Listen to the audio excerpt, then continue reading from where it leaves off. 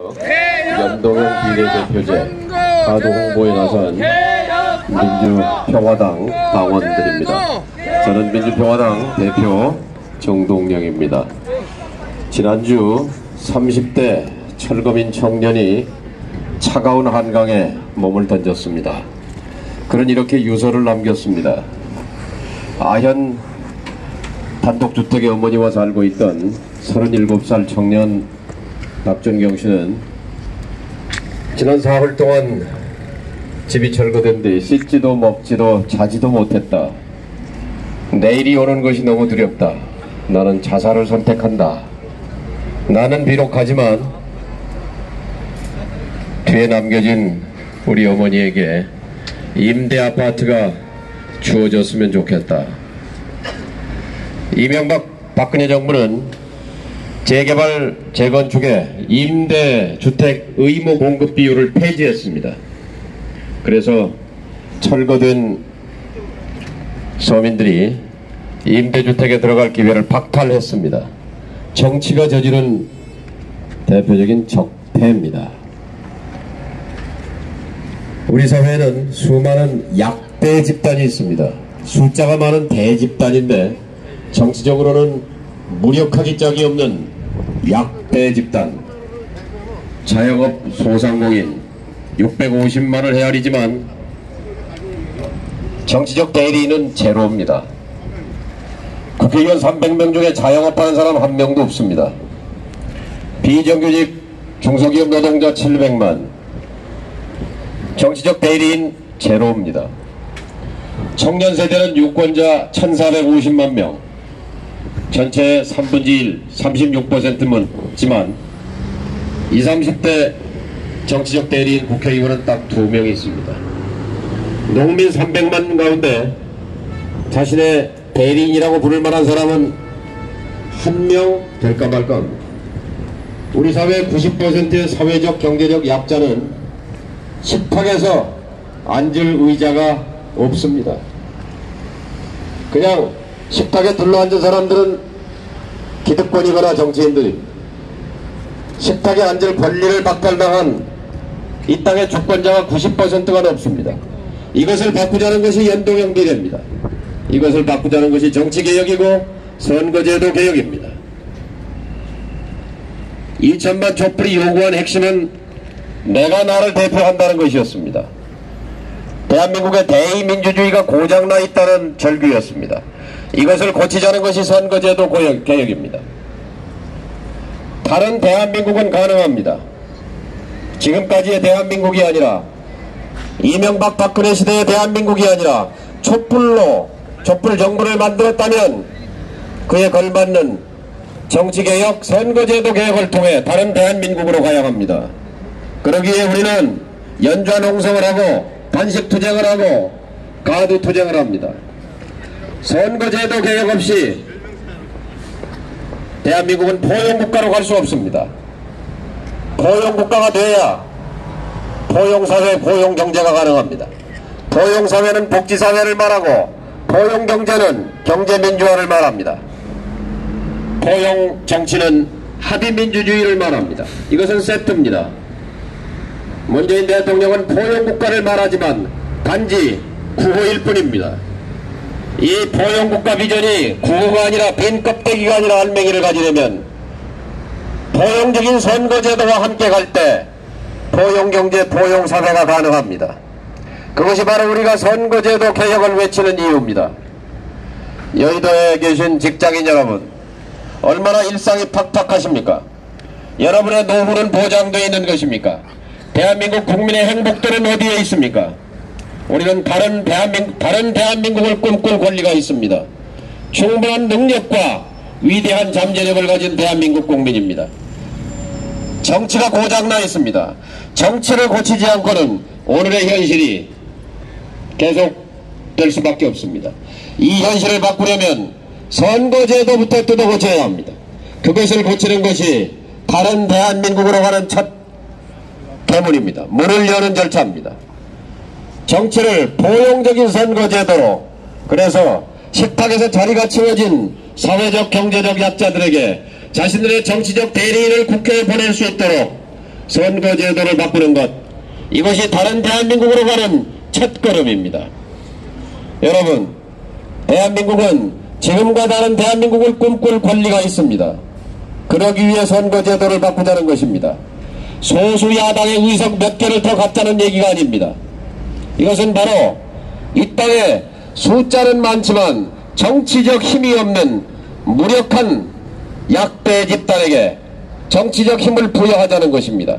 대한민국의 근본적인 개혁을 선거제도 개혁을 통해 이루자는 것입니다. 현재 제도는 정당 득표율 50%로 의석 95%를 장악하는 불공정 부당 이득 의석 구조로 되어 있습니다. 이 불이하고 부당한 구조를 바꾸자는 것입니다. 그래서 사회적 경제적 약자들도 자신의 정치적 대리인을 국회에 보낼 수 있게 될 때 대의제가 작동하고 국회 앞에서 절규하고 시위하고 데모하고 스피커 틀어놓고 아우성치는 이런 제도권 밖의 갈등이 제도권대로 수렴될 수 있을 것입니다. 저는 문재인 정부가 촛불 정부를 자임하고 포용국가의 비전을 얘기하는 것을 지지합니다. 그러나 이것은 구호에 붙이지 않기 위해서 포용국가의 비전이 구호가 되지 않으려면 포용적인 선거제도와 함께 가야 합니다. 그래야 식탁에서 치워진 소수자를 위한 약자를 위한 의자가 다시 놓여지게 됩니다. 함께 잘 사는 대한민국, 그것이 우리가 원하는 대한민국 아닙니까? 지금의 대의민주제도는 철저하게 정치적 기득권의 담합 구조입니다. 사회적 경제적 약자들은 철저하게 배제되어 있는 구조입니다. 사회적 경제적 약자들에게도 그들의 대리인을 허용해야 합니다. 이것이 바로 정치개혁의 핵심이요 선거제도 개혁입니다. 선거제도 개혁의 핵심은 바로 주권자가 정당에 지지한 표수만큼 의석을 할당하라는 것입니다. 너무도 당연한 주장입니다. 지금의 대기관 국회는 48%의 유권자만 대표합니다. 52%의 유권자의 표는 모두 사표입니다. 52%의 유권자 표는 모두 쓰레기통에 들어가고 있습니다. 48%만 대변하고 있는 이 승자 독식의 구도 속에서 거대 양당 제도가 지난 30년 동안 대한민국의 양극화와 불평등을 불러왔습니다. 불평등한 대한민국, 양극화된 사회를 바꾸려면, 다른 대한민국으로 가려면 그 첫 출발과 그 완성은 바로 정치개혁입니다. 선거제도 개혁입니다. 연동형 비례대표라는 것은 소수야당이 의석 몇 개 더 갖자는 것이 아니라 대한민국의 정치구조를 승자 독식 구조로부터 식탁에서 치워져 버리는 소수자를 위한 의자를 식탁에 다시 배치하라는 것입니다. 우리 사회에 소상공인 자영업자의 목소리를 국회에 담도록 하자는 것입니다. 비정규직 노동자들의 목소리를 저 대의제 기구 안에 정치적 대리인을 보내자는 것입니다. 청년 세대 1450만 명의 유권자를 갖고 있지만 3분의 1이 넘는 유권자를 갖고 있는 청년 세대, 국회에는 단지 20, 30대가 단 2명밖에 없습니다. 이것은 불합리한 구조입니다. 이것을 깨뜨리자는 것입니다. 감사합니다. 여의도의 수준 높으신 우리 여의도 직장인 여러분, 여러분이 대한민국의 여론을 움직입니다. 지금 민주평화당이 앞장서서 선거제도 개혁을 부르짖고 가두투쟁을 벌이고 있는 것은 바로 정치인들을 위해서 무슨 제도를 바꾸거나 소수야당의 의석 몇 개를 더 차지하겠다는 것이 아니라 대한민국이 이대로 가서는 경제적 사회적 약자들에게 더 이상 기회가 없기 때문에 이 현실을 바꿔보자는 것입니다. 정치개혁, 선거제도 개혁, 연동형 비례대표제, 주권자의 표가 그대로 고스란히 저 국회의사당에 반영되는 구조. 대한민국의 주권자는 입법부와 행정부의 자신들의 대리인을 제대로 보낼 수 있을 때 대한민국은 정치민주화와 함께 경제민주화, 사회민주화, 그리고 우리가 꿈꾸는 역동적 복지국가의 비전을 열어젖힐 수 있습니다. 대한민국의 정치는 갈등구조입니다. 대한민국의 정치는 권력 쟁투의 정치입니다. 투쟁의 정치입니다. 이 투쟁의 정치, 양당 대결 정치의 구도를 바꿔서 온건 다당제 구조로 이행할 때 합의제 민주주의가 가능하고 타협과 협상 합의가 가능하고 이 바탕 위에 사회적, 경제적 약자들을 위한 정책 경쟁이, 가치 경쟁이, 이념 경쟁이 정치의 중심에 털을 잡게 될 것입니다. 이렇게 될 때 복지사회, 복지국가, 경제민주화, 그리고 정치적 합의민주주의, 이 세 가지가 3종 세트로 다른 대한민국을 구성하게 될 것입니다. 소수야당이 의석 몇 개 더 갖자는 것이 선거제도 개혁이 아니요, 대한민국을 근본적으로 바꾸자는 촛불의 외침을 완성하자는 것이 선거제도 개혁입니다. 자, 이제 며칠 있으면 집권 3년 차입니다. 명색이 촛불 정부라 했음에도 불구하고 지금 3년 차 이 촛불 정부는 단 한 개의 법률, 단 한 개의 제도도 바꿔내지 못하고 있습니다. 제도를 바꾸지 않고 법률을 바꾸지 않고 국민의 삶은 개선될 수 없습니다. 나의 삶을 개선하라는 촛불의 요구를 받들기 위해 정치개혁, 선거제도 개혁을 이루어내야 하는 이유가 거기에 있습니다. 여의도 직장인 여러분, 수준 높은 여의도 직장인 여러분, 여러분들의 대한민국의 여론을 움직입니다.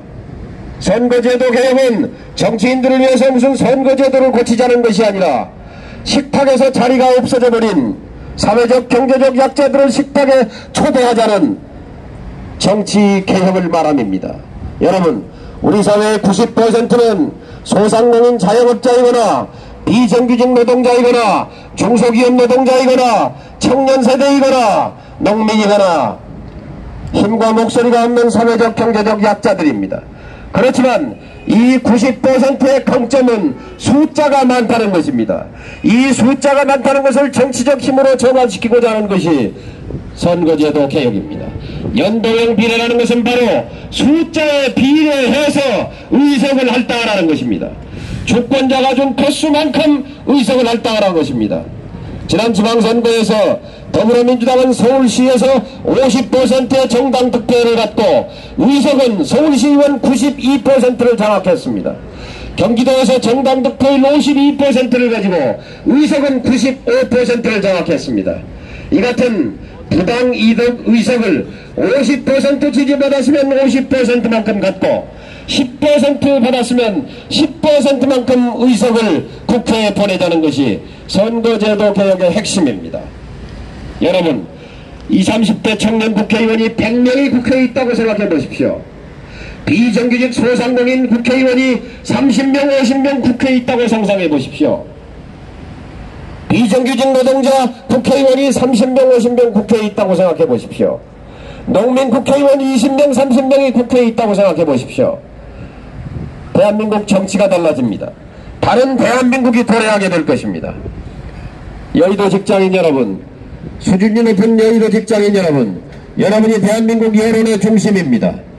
민주평화당의 선거제도 개혁을 외치는 것은 저희 당이 의석 몇 석을 더 갖고자 하는 것이 아닙니다. 대한민국이 달라져야 한다는 여러분의 염원을 대변하는 것이 바로 선거제도 개혁이요 정치개혁이라고 믿기 때문에 이 연동선 안에 청와대 앞에 가서 1인 시위를 벌이고 낮 시간에 여러분께 호소하고, 그리고 지금 국회로 된다고 해서는 손학규, 이정미 두 야당 대표가 단식 투쟁을 벌이고 있습니다. 이것은 야당이 의석 몇 개 더 갖고자 하는 것이 아닙니다. 여러분, 대한민국을 바꿔야 하지 않겠습니까? 박근혜 때 세상과 지금 세상은 달라야 하지 않겠습니까? 그러나 현재까지 바뀐 제도는 아무것도 없습니다. 바뀐 법률은 한 가지도 없습니다. 검경수사권이 바뀌었습니까? 검찰개혁이 이루어졌습니까? 공정거래법이 바뀌었습니까? 재벌개혁이 이루어졌습니까? 공직자 비리수사처가 설치되었습니까? 개헌이 이루어졌습니까? 선거제도 개혁이 이루어졌습니까? 아무것도 된 것은 없습니다. 자, 이제 정치개혁, 여기서 물러설 수 없습니다. 선거제도 개혁, 행복한 대한민국으로 가기 위해 제도를 바꿔야 합니다. 법률을 바꿔야 합니다. 여러분의 지지가 필요합니다. 여의도 직장인 여러분이 이 연동형 비례가 뭔지 주목해 주셔야 합니다. 왜 저 사람들이 선거제도 개혁을 외치는지 여러분이 일어서셔야 합니다. 그래야 대한민국 국회가 철밥통을 깨고 진정한 대의기관으로 거듭납니다. 지금 대한민국은 행복하지 않습니다. 여러분, 양당제 권력투쟁의 정치를 하는 나라, 대표적인 나라, 대부분 양극화 불평등이 심한 나라들입니다. 칠레가 그렇고 멕시코가 그렇고 한국과 비슷합니다. 제도가. 터키가 그렇고 미국이 그렇고 한국이 그렇고, 미국은 우리보다 잘 살지만 그러나 거기 양극화와 불평등이 심한 나라는 마찬가지입니다. 자, 우리가 가장 부러워하고 행복도가 높은 나라, 사회적 투명도가 높은 나라는 다 순수 비례대표제거나 연동형 비례대입니다. 정치개혁을 이룬 나라들입니다. 덴마크, 네덜란드, 독일, 스웨덴, 스위스, 핀란드, 노르웨이. 여러분 한번 가보고 싶지 않습니까? 국민이 행복한 나라, 사회가 투명한 나라, 다 주권자가 의견을 통제합니다. 우리처럼 숫자는 많지만 배제되고 소외된 정치가 아니라 숫자가 많은 만큼 정치적 힘을 발휘하는 나라, 그런 나라들이 다 유럽의 독재국가들이요 OECD 국가의 행복국가들입니다. 왜 대한민국은 그렇게 못 간다는 말입니까? 선거제도 개혁을 외치는 이유가 바로 여기에 있습니다. 대한민국은 행복할 권리가 있습니다. 대한민국 국민은 지금보다 더 좋은 나라에서, 더 다른 대한민국에서 살 권리가 있습니다. 그러기 위해 선거제도를 바꿔야 합니다. 정치를 개혁해야 합니다. 연동형 비례제, 목숨 걸고 단식 투쟁하고 엄동설안의 청와대 앞에서 1인 시위하고 이렇게 가두 홍보하는 이유는 바로 소수 야당이 의석 몇 개 더 갖자는 것이 아니라 촛불혁명의 정신을 정치개혁으로 이어받자는 것입니다. 지난 3년 아무것도 개혁이 된 게 없지 않습니까? 자, 이제 정치개혁으로부터 시작해야 합니다. 정치개혁을 할 수 있는 조건은 충분히 있습니다. 국회는 300명인데 더불어민주당 130명, 민주평화당과 정의당 19명, 149명입니다. 거기다가 지금 바른미래당이 함께하고 있습니다. 숫자 명목상 30명입니다. 그러면 179명입니다. 무소속 합치면 182명. 국회 선진화법을 넘을 수 있는 검경 수사권 대장도 할 수 있고 공수처도 만들 수 있고 선거제도 개혁도 할 수 있는 개혁전선을 구축할 수 있는 충분한 조건이 되어 있습니다. 그런데 이번에 예산안 처리, 더불어 한국당 연대를 통해서, 기득권 연대를 통해서 선거제도 개혁을 뿌리쳤습니다. 이것은 잘못 가고 있는 겁니다. 적폐연대의 길 망하는 길입니다. 개혁연대의 길로 되돌아와야 합니다. 그래서 우리도 직장인 여러분의 지지를 호소하는 것입니다. 여러분이 선거제도 개혁의 그 본질을 직시해 주시기 바랍니다. 문재인 정부가 성공하기 위해서도 개혁의 길로 다시 떨쳐나서야 합니다. 정치개혁, 경제개혁, 검찰개혁, 체벌개혁, 개혁의 길을 포기할 때 이 정부는 성공할 수 없습니다. 우리는 이 정부가 개혁의 길에서 성공할 수 있기를 바라기 때문에 정치개혁에서부터 손을 잡자고 요구하는 것입니다. 선거제도 개혁으로 청년 국회의원들이, 비정규직 국회의원들이, 농민 국회의원들이, 소상공인 국회의원들이 국회에 들어갈 수 있도록 여러분 정치를 바꿔야 합니다. 여의도 직장인 여러분, 여기는 민주평화당의 정치개혁, 선거개혁, 가두투쟁본부입니다. 오늘 아침에는 청와대에서 문재인 대통령을 향해서 1인 시위를 벌였고, 그리고 오늘 국회에서 또 천막 농성을 했고, 그리고 또 저는 오늘 강릉의 KTX 탈선 때문에 국회 국토교통위원회가 열리고 있어서 거기 잠시 참석했다가 여기 달려나와서 여러분께 가두 홍보를 벌이고 있습니다. 여의도 직장인 여러분이 대한민국 여론의 중심입니다. 여러분, 선거제도 개혁 투쟁은 소수 야당이 의석 몇 개 더 갖자고 벌이는 투쟁이 아닙니다. 대한민국을 다른 대한민국으로 이끌어가자는 저희의 외침입니다. 여러분, 정치를 바꾸지 않고 선거제도를 바꾸지 않고 대한민국의 개혁은 불가능합니다. 선거제도를 바꾸면 숫자가 많은 대집단이